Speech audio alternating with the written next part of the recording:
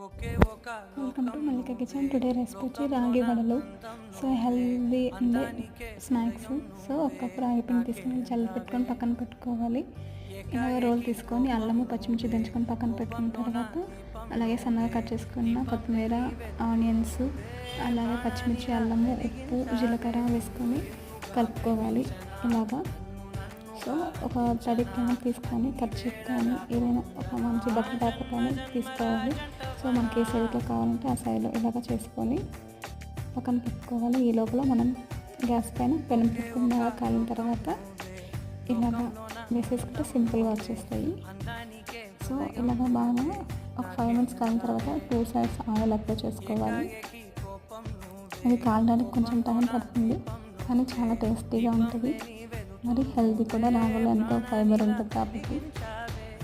Okay, thanks for watching. Please subscribe to my channel.